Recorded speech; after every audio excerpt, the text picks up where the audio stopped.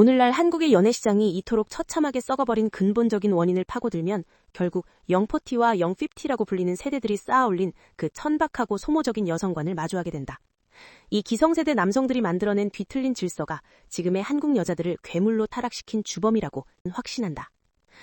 과거 나이트클럽 문화에서 흔히 볼 수 있었던 그 한심한 작태들을 떠올려보자. 삐끼가 여자의 손목을 억지로 접어채서 끌고 가야만 자리에 마지못해 앉는 그 기괴한 풍경이 이 모든 비극의 시작이었다. 서로가 좋아서 어울리는 건강한 소통 따위는 애당초 존재하지 않았고 술에 취한 촉 마지못해 끌려가는 연기를 하며 네가 원하니까 내가 주는 거라는 식의 이 저질스러운 비정형적 질서가 한국 사회의 연애 기절을 송두리째 지배하게 되었다.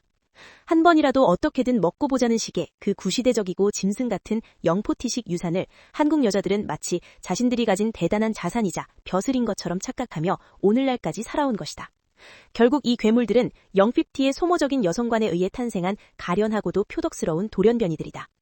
이런 오염된 배경 속에서 자라난 한국 여자들을 가만히 보고 있으면 아무리 밝게 웃거나 멀쩡한 표정을 지어도 그 기저에 깔린 특유의 표독스러운 분위기가 온몸으로 느껴진다.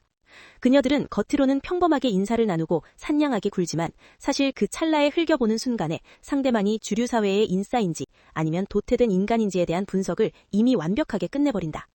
타자를 깊이 관찰하고 이해하려는 인문학적인 노력은 눈 씻고 찾아봐도 없으며 오로지 자신들만의 편협한 계산기를 통해 남자를 순식간에 재단하고 앞으로 자행될 여성 집단적인 무시와 폭력에 암묵적으로 동의한다. 이성관계를 인간 대 인간의 진실한 소통으로 보는 것이 아니라 철저하게 누가 갑이고 누가 을인지 따지는 권력투쟁으로 설정하고 접근해온 그 음습한 역사가 결국 지금의 파국을 불러왔다. 물론 다들 처음에는 로맨스가 있었겠지만 영포티들이 소모적으로 여성을 만나왔기에 여자들도 더 계산적으로 변했다고 봐도 좋을 것이다. 여성들은 그 첫날 밤이라는 로맨스를 이미 영포티, 영피프티에 의해서 가차없이 소모가 돼버린 걸 알아버렸다. 그 이후 스텝은 오로지 자신의 이득을 챙기기 위한 거래의 도구이자 정치적 수단으로만 철저히 이용해왔을 뿐이다.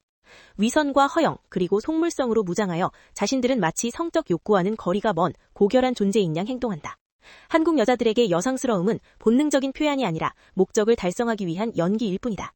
자신의 여성 정체성조차 막연한 자존심을 세우기 위해 너무나 쉽게 내던질 수 있다는 사실은 그녀들이 본질적으로 진정한 여자가 아니라 중성에 가까운 유사 여자임을 스스로 증명하는 꼴이다.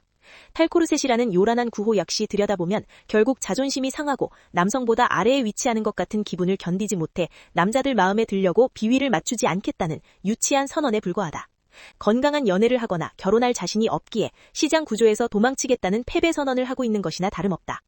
하지만 시대는 변하고 있으며 더 이상 이런 구시대적인 영포티식 가불관계의 문법은 통하지 않는 세상이 오고 있다.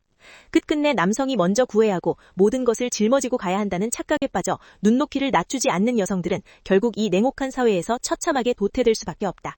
실제로 30대 중후반 여성들은 자신의 도태를 여러 매체나 주변 소식을 통해 실시간으로 실감하고 있으며 그 불안감은 극에 달해 있다. 사회가 정해놓은 거세된 틀 속에서 신사적인 척하며 비위를 맞춰주던 남자들도 이제는 더 이상 속아주지 않는 시대가 되었다는 것을 그녀들만 여전히 모르는 것 같다.